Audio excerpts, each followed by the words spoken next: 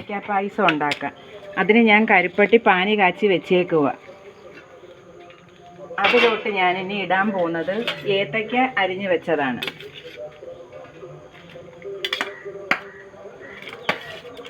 ഏത്തയ്ക്ക ഒരു 2 തിള തിളച്ചതിന് ശേഷം, അത് നല്ലതായിട്ട് തിളച്ചതിന് ശേഷം അതിലോട്ട് ചൗവരി ഇടണം.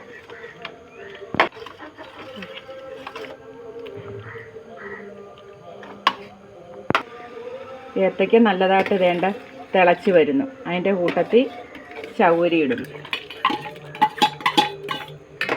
അതൊരു 10-15 മിനിറ്റോളം നമുക്ക് വേണം. അത് ഇടയ്ക്കിടയ്ക്ക് ഇങ്ങനെ നമ്മളൊന്ന് ഇളക്കി കൊടുക്കണം. ഇല്ലെങ്കിൽ ചിലപ്പോൾ അടിക്ക് ചൗവരിയല്ലേ, അത് ചിലപ്പോൾ അടിക്ക് പിടിക്കും.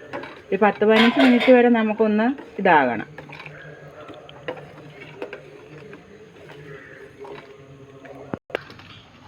ചൗവരി അങ്ങനെ റെഡിയായി വരുന്നു. ഒരു ഇച്ചിരി അരിപ്പൊടി നമുക്കൊന്ന്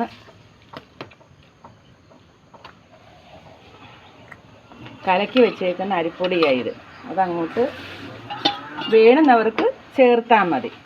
ഇച്ചിരി ചേർക്കുവാണെങ്കിൽ അതിനൊരു ടേസ്റ്റാണ്, അതിനാണ് ഇച്ചിരി ചേർക്കുന്നത്.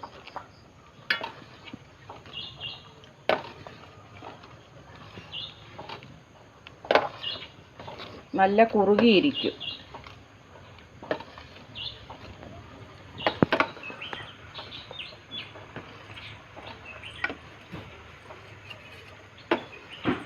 ഇനി നമുക്ക് അതിലോട്ട് കാച്ചി വെച്ചേക്കുന്ന പാല് ചേർക്കാം. അതായത് 1 ലിറ്റർ പാലോളം നമുക്ക് വേണം.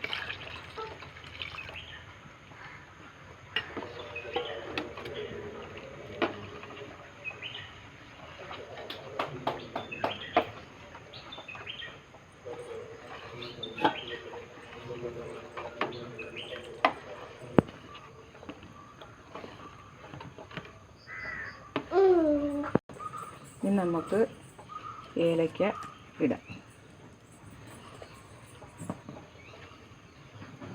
വറുത്ത് കോരി വെച്ച അണ്ടിപ്പരിപ്പും മുന്തിരിങ്ങായും കൂടെ ഇടാം.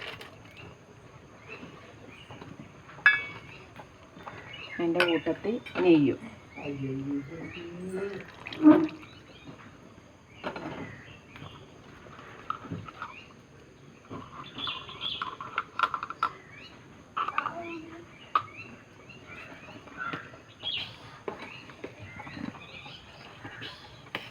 അങ്ങനെ ഏത്തയ്ക്ക പായസം റെഡി.